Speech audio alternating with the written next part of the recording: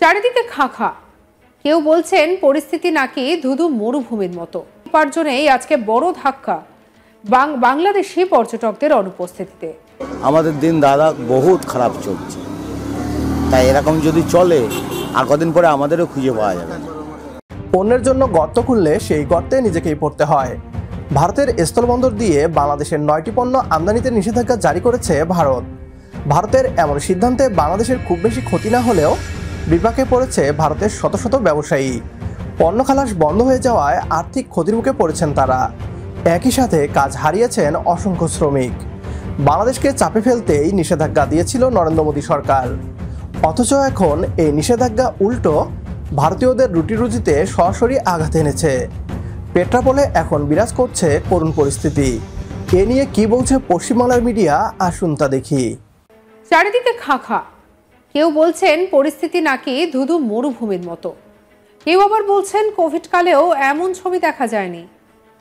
তবে যে যাই বলুক না কেন, ভারত বাংলাদেশের মধ্যে বৃহত্তম স্থলবন্দর পেট্রাপোলের চেহারা যে মোটে ভালো না তা সকলেই এক বাক্যে স্বীকার করছেন।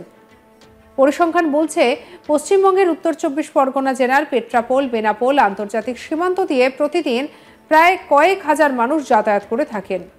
ঈদ কিংবা অন্য উৎসবের মৌসুমগুলিতেও সেই পর্যটকের সংখ্যা বাড়তে থাকে।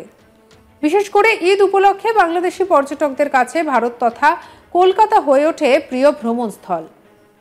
সেই সব বাংলাদেশি পর্যটকদের অধিকাংশই আবার আসে পেট্রাপোল বন্দর দিয়ে। আর সেই বিদেশি পর্যটকদের ওপরই নির্ভরশীল পেট্রাপোল বন্দরের স্থানীয় ব্যবসায়ীদের রুটি রোজগার।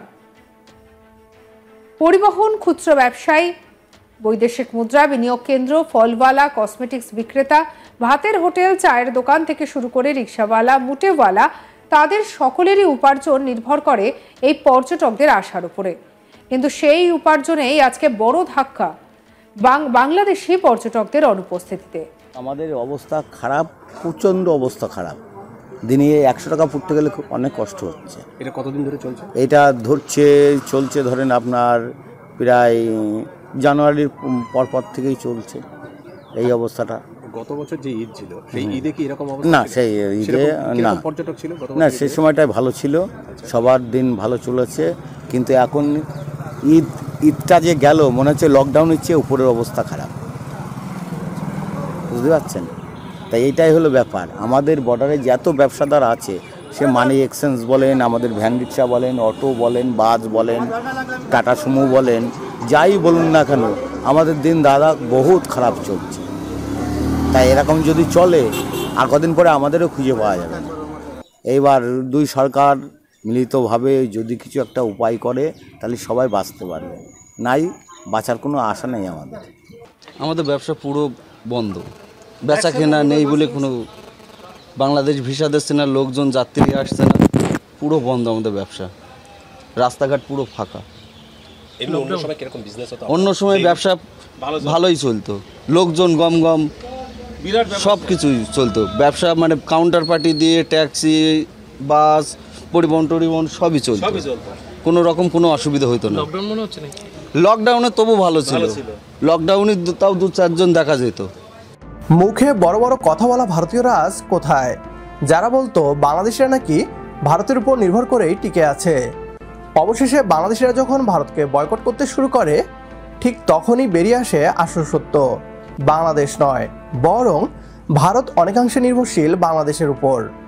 এই দাবি আমাদের নয়, বরং ভারতীয় মিডিয়াই এমন প্রতিবেদন তৈরি করছে।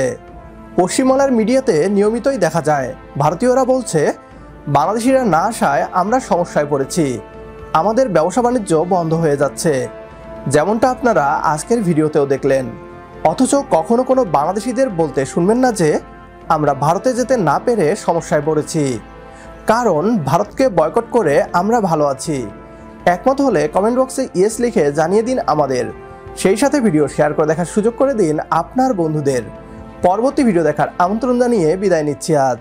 আল্লাহ হাফেজ।